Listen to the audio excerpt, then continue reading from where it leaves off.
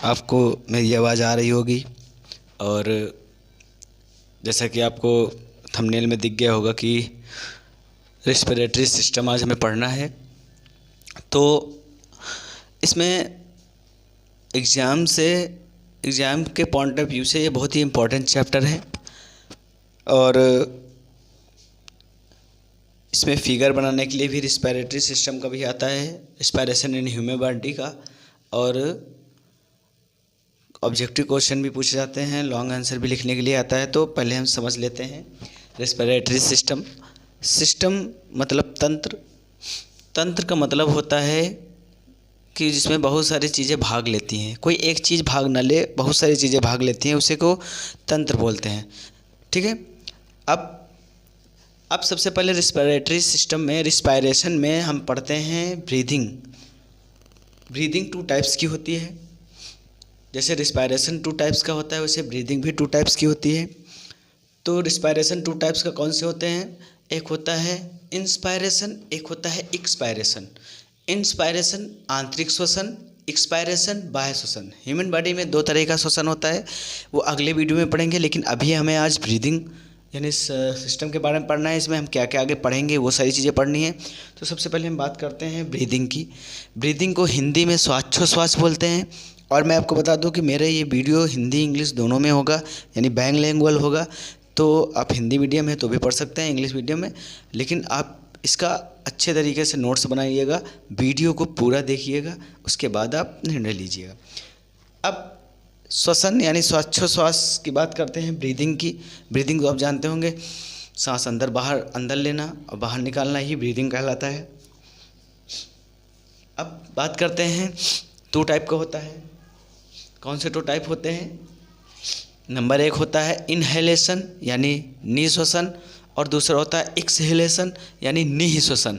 बस विसर्गे बीच में लग जाती हैं, ना और वा के बीच, ना और आधा सा के बीच में निःश्वसन। निःश्वसन और निःश्वसन इंग्लिश वालों के लिए सही है। इनहेलेशन और एक्सहेलेशन, इनका मतलब अंदर, एक्सहेलेशन मतलब बाहर। तो आगे देखते हैं। एक बात और समझ लेते हैं कि जितनी भी गैसेस होती हैं हमारे वायुमंडल में, जो सबसे ज़्यादा पाई जाएगी, जितना परसेंट होता है उतना ही परसेंट हम अपने ह्यूमन बॉडी में हम लेते हैं गैसों का। जैसे नाइट्रोजन यानी N2 कितनी परसेंट पाई जाती है? 78%।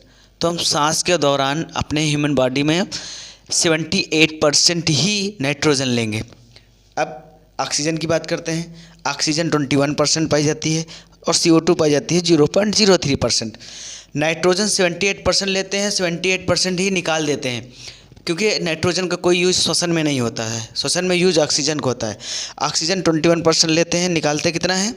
17%। यानी 21% लेना, 20% निकाल देना, 4% का इधर उधर होता है। वो 4% किस में बदल जाती है? कार्बन डाइऑक्साइड में। CO2 0.03% लेते हैं, निकालते कितना है? 4%। मतलब समझ रहे हो कि 4% का हेर फेर किस में होता है? यही ऑक्सीजन किस में बदल जाता है? कार्बन डाइऑक्साइड में। ठीक है। अब बात करते हैं ब्रीदिंग ऑर्गन्स की। जो ब्रीदिंग ऑर्गन्स होते हैं जिनके माध्यम से हम सांस लेते हैं, आप कमेंट में एक क्वेश्चन बताइएगा कि हम सांस कैसे लेते हैं, किससे लेते हैं। जल्दी कमेंट करिए, आप बताइए कि हम सांस किससे लेते हैं।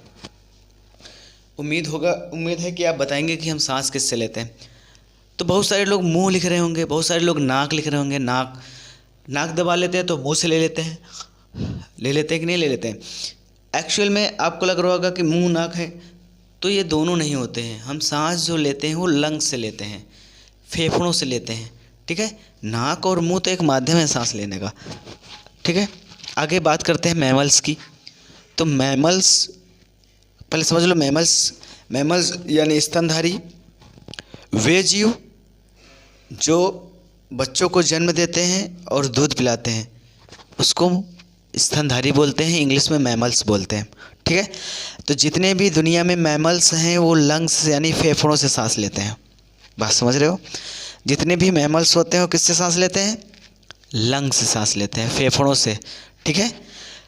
मछली की बात करते हैं, यानी फिश अपने गिल्स से सांस लेती है। गिल्स मतलब जिसको फ्लोम बोलते हैं और गलफड़े भी बोलते हैं। ठीक है। फ्लोम और गलफड़े दोनों बोलते हैं।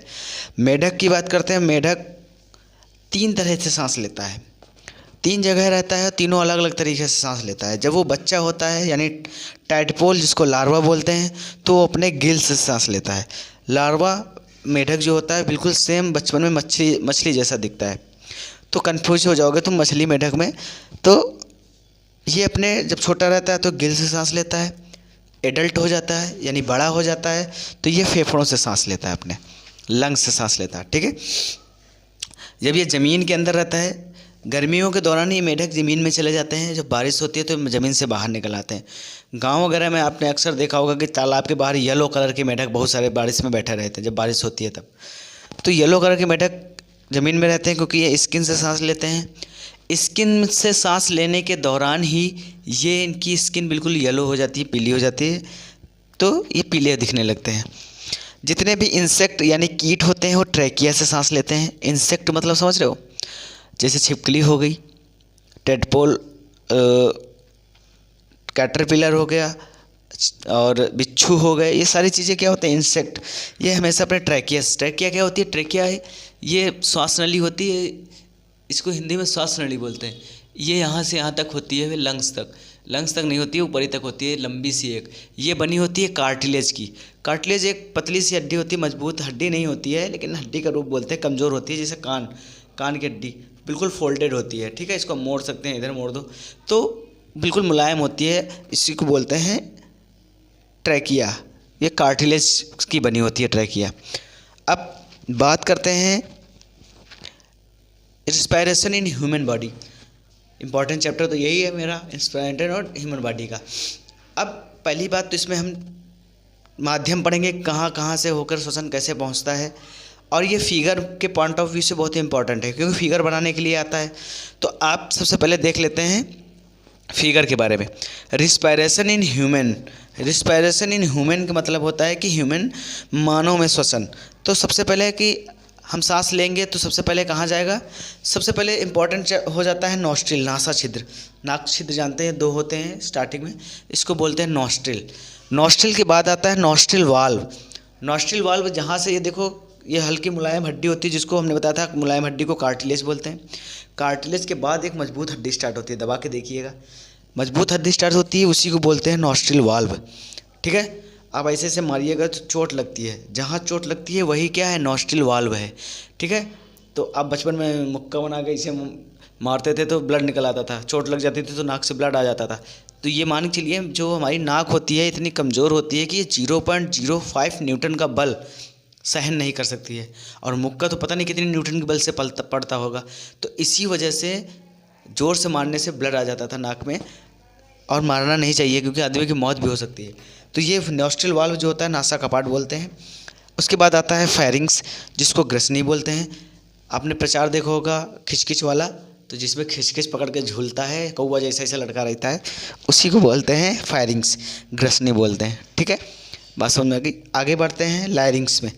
लायरिंग्स यहाँ पे दबाइएगा आप तो आवाज़ नहीं निकलेगी।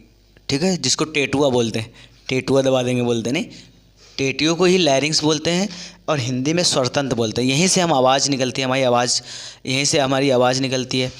ठीक है, कंठ जिसको बोलते हैं लायरिंग्स। और गान आपने सुना होगा मूवी वगैरह में गाने जो होते हैं उसमें लिरिक्स लिखी जाती है, तो लिरिक्स गाई जाती है, तो लिरिक्स यही कंठ से गाई जाती है। लिरिक्स इसको दबाएंगे, शरीर के किसी भी भाग को दबाओ कोई दिक्कत नहीं, लेकिन इसको दबाएंगे तो आवाज़ नहीं निकलेगी। दबा के देखिएगा, ज़्यादा तेज न दबाइएगा। ठीक है, हल्का हल्का। उसके बाद आती है ट्रैकिया। अभी बताया ट्रैकिया, इंसेक्ट जितने भी होते हैं वो ट्रैकिया यानी श्वास नली से सांस लेते हैं। तो ट्रैकिया जो होती है ये कार्टिलेज की हमने कहा बनी होती है, और ये लंबी सी जो यहाँ से यहाँ तक लाइन आई है इसी को बोलते हैं ट्रैकिया। ठीक है, ये यहाँ से आई है, और 2 लंग्स होते हैं, एक राइट साइड में, एक लेफ्ट साइड में, दायां और बायां। तो ये ट्रैकिया यहाँ से यहाँ आती है, और एक भाग इधर चला जाता है, एक भाग इधर चला जाता है। तो ये 2 भागों में बढ़ जाती है, इसी को ब्रोंकाई बोलते हैं। यहाँ से ट्रैकिया आई, अब ये 2 भाग में बढ़ गई, एक इधर लंग्स में चली गई, एक इधर लंग्स में चली गई, इसी को ब्रोंकाई बोलते हैं। ठीक है, हमारा शरीर समझ लीजिए, शरीर हमारी ट्रैकिया है, ये 2 हाथ जो निकले हुए हैं 2 भागों में बढ़ गए हैं हाथ, इसी को बोलते हैं ट्रैकिया, इसी को बोलते हैं ब्रोंकाई। अब ब्रोंकाई आगे चल के उंगलियों में विभाजित हो गया है, 5 उंगलियां हो गई हैं, तो ब्रोंकाई आगे चल के 5 चीज़ों में विभाजित हो गई, इसी को बोलते हैं ब्रोंकाइयोलेस। अब आगे जैसे हाथ आया है, हाथ 5 भागों में विभाजित हो गया, वैसे ही आगे चल के 5 भागों में विभाजित हो गया है। इसे क्या बोलते हैं? ब्रोंकियोलिस। अब ब्रोंकियोलिस के हर एक, जैसे 5 भाग हैं, यहाँ इस उंगली पे सर्व उंगली पे गुच्छे जैसी आकृति होती है, जिसे एल्वेली बोलते हैं, जिसे वायु कोष्ठक हिंदी में बोलते हैं। एल्वेली में ही जाके हमारी जो ऑक्सीजन होता है, जो ऑक्सीजन और नाइट्रोजन, जो कार्बन डाइऑक्साइड सब चीज़ें जाती हैं, वो एल्वेली में ही जाके इकट्ठा होती हैं। ठीक है।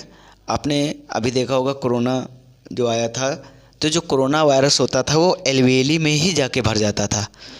कहाँ भर जाता था? एल्वेली में ही। अब एल्वेली में जाके सांस को रुकना होता है, ऑक्सीजन को रुकना होता है, लेकिन वहाँ पहले ही कोरोना भरा है, तो सांस कहाँ रुकेगी? तो आदमी सांस नहीं ले पाएगा, और सांस नहीं ले पाएगा तो उसका दम घुटने लगेगा, और दम घुटने की वजह से इंसान की मौत हो जाती थी। क्यों? क्योंकि एल्वेली में यानी वायु कोष्ठक में ही जाके कोरोना भर जाता था, आदमी सांस नहीं ले पाता था। ठीक है। और इसका कोई इलाज भी इसीलिए नहीं समझा था, क्योंकि एल्वेली से आप कैसे निकालेंगे? कार्बन जो ऑक्सीजन होता है वो एल्वेली में भरता है, तो वहाँ से जो हीमोग्लोबिन होता है यानी कि ब्लड जो होता है, वो ऑक्सीजन को ले लेता है और शरीर की हर कोशिका में माइटोकॉन्ड्रिया को दे देता है जाके। अब बताया था माइटोकॉन्ड्रिया में एक सर्कल चलता है जिसको क्रेब्स सर्कल बोलते हैं। इसी के दौरान एटीपी बनते हैं, और एटीपी 38 यानी 38 एटीपी मिलके एक ऑक्सीजन बनाता है। ये आप सेल वाला चैप्टर पढ़िएगा, इसमें लिंक है, उसको आप देखिएगा, उसमें हमने बताया है। एल्वेली हो सकता है समझ में आ गया होगा। तो आपको रिस्पायरेटरी सिस्टम का ये पार्ट हमें क्या क्या पढ़ना है ये समझ में आ गया होगा इसमें। और ये पॉइंट आपको याद करने हैं, इसका स्क्रीनशॉट ले लीजिए, क्योंकि ये पॉइंट्स लिखने के लिए आपको मिलते हैं। 8 पार्ट होते हैं, 8 आपको लिखने के लिए, इनकी डिफिनेशन लिखने के लिए आती है। मैं प्रीवियस ईयर आपको क्वेश्चन दिखाऊंगा, तभी आपको पता चलेगा। अभी ये पहला पार्ट है, अगला पार्ट इसका मैं फिगर के माध्यम से समझा दूंगा आपको बहुत अच्छी तरीके से। पर आपसे उम्मीद यही है कि आप वीडियो आप पूरा देखिए करिए, और वीडियो को शेयर करिए करिए। ग्रुप है कहीं पे, इंस्टाग्राम, फेसबुक, आप कहीं पे भी शेयर कर सकते हैं, बच्चों को मदद मिले, पढ़ें। और आगे फिगर के माध्यम से मैं इसको पढ़ाऊँगा। फिगर जो होता है, जैसा कि आप जिसे रिस्पायरेशन फिगर बनाने के लिए पेपर में आता है, तो आपको इससे सारे पार्ट्स लिखने होंगे, कहाँ होते हैं, कैसे होते हैं। मैं कल आपको वीडियो अपलोड कर दूंगा। आप वीडियो को ज़्यादा से ज़्यादा शेयर करिए, मैं इसे आपका थैंक्स समझ लूँगा, और आपको कहीं भी कोई बायो में दिक्कत नहीं आएगी। और बायो आपको इंटरेस्ट नहीं है, फिर भी आपको बायो पढ़ना चाहिए। आपको अपने शरीर के अंगों के बारे में, श्वसन कैसे करते हैं, डाइजेशन क्या होता है, आपको ये सारी चीज़ें नहीं पता हैं, तो आपको पढ़ना बेकार है। कम से कम आपको, अब इंटर चल के आपको बायो नहीं लेनी, इंटर में मत लीजिए, लेकिन जहाँ तक पढ़ रहे हैं वहाँ तक अच्छे से बायो पढ़ लीजिए। आगे आपको बायो पढ़ने का मौका मिले ना मिले पता नहीं, लेकिन अभी आप पढ़ रहे हैं तो बायो अच्छे से पढ़िए। ठीक है। इंटरेस्ट जगाइए, इंटरेस्टिंग सब्जेक्ट है, अपने शरीर के बारे में जानना है तो इंटरेस्टिंग है। 1 घंटे 20 मिनट का वीडियो होता है, देख लेना है, लिख लेना है, बस अगला वीडियो आ जाएगा उसको देख लेना है, बस देख लेना है। 2-3 बार वीडियो देख लेने हैं बस, आपको कोई दिक्कत नहीं आएगी, गारंटी है। ठीक है। मैंने जैसा आपको कहा कि वीडियो को शेयर करिए, लाइक करिए, सब्सक्राइब करिए, मैं इसे आपका थैंक्स समझ लूँगा, जो आप मेरे प्रति गुरु दक्षिणा के रूप में देंगे। और वीडियो देखने के लिए आपका बहुत धन्यवाद। बाकी आप जो भी कोई प्रॉब्लम हो आप कमेंट करिएगा। ठीक है। बहुत बहुत धन्यवाद। जय हिंद, जय भारत।